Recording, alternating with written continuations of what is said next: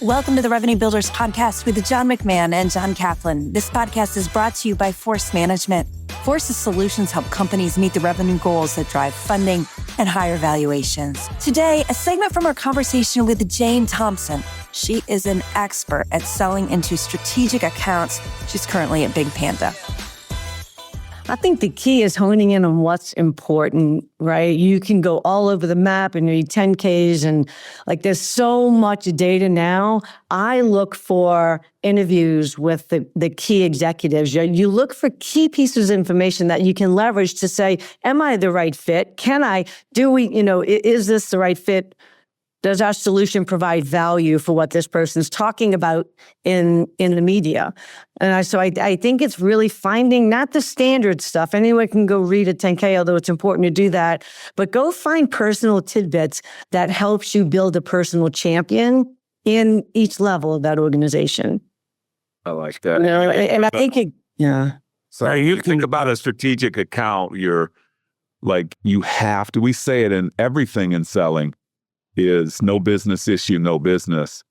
But you have to, in a strategic account, in a larger account, you have to figure out the intersection of where the technical capability impacts the business issue. If you're not bent on being able to translate what you do to business issues, you're not going to be a good strategic account rep. Do you agree with that?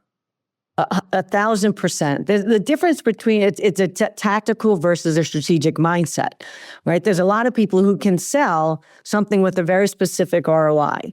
And a strategic mindset says, okay, here's what I have. Here's the technical capabilities. How does that map to value that the board would care about in this, multi-billion-dollar company? You have to really think in terms of value, not technical capability. You delegate it to who you sound like, same thing.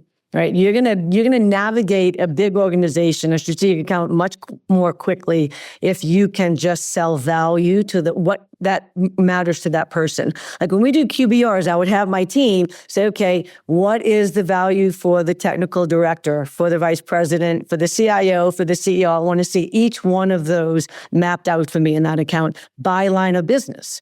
Right? It doesn't have to be this massive exercise. These are things, if you think in a strategic sense, those things will come easier. The days of when you had the big whiteboards and you mapped it out and they were all over your office. I remember Lockheed Martin and you had every single division. That's important to do, but then you hone in very quickly on any of these 5 people's support and money. But there's a skill set that goes along with what you're talking about. Instead of calling on a territory account where there's just one single, organization, when you're calling on, you just alluded to, Lockheed Martin with multiple divisions, and maybe a product sells into those different divisions. And now you have multiple users, multiple stakeholders, multiple potential champions, multiple needs from each division. And you have to aggregate all of those people and all of those needs together to put together a cost justification and a value proposition. That's a skill set that a lot of people just don't have. Yeah. And you call on one division at Lockheed Martin and go straight up the line, because that's very similar to maybe a major account outside a multi-divisional account. But when you're talking multiple divisions, and sometimes multiple divisions also have a whole nother corporate layer you got to sell to also. Right. And it's fun when you bring those divisions together. Many, many times where I've been in meetings where they're like, oh, they haven't even met you. Nice to meet you, John, right? When he's right down the hallway, but in a different division. So when you realize they're all aligning to the same solution, your ROI just gets a lot bigger as well. And I think in software today, what's different, I think, from when we were selling, back in the day, maybe 30 years ago, is that the ecosystems, there's no single-threaded companies anymore. There's no single-threaded solutions anymore. All the most powerful solutions, they all have impact on, and because of data, they all have impact on other departments, and other departments rely on the work of others. So I call it the M&W effect.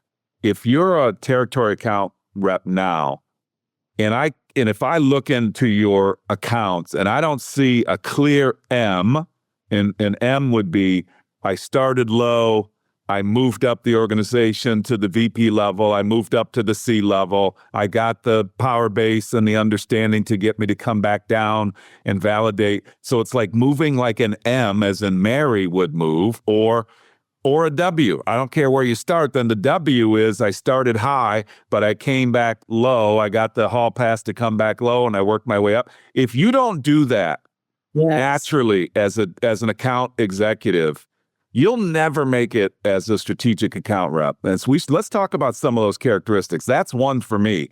If you're not intellectually curious and you can't navigate an account that way with the power base, you won't learn how to do it, I don't think, in strategic accounts, if that makes sense. Yes, I love it. And it's the quickest way to not get single threaded.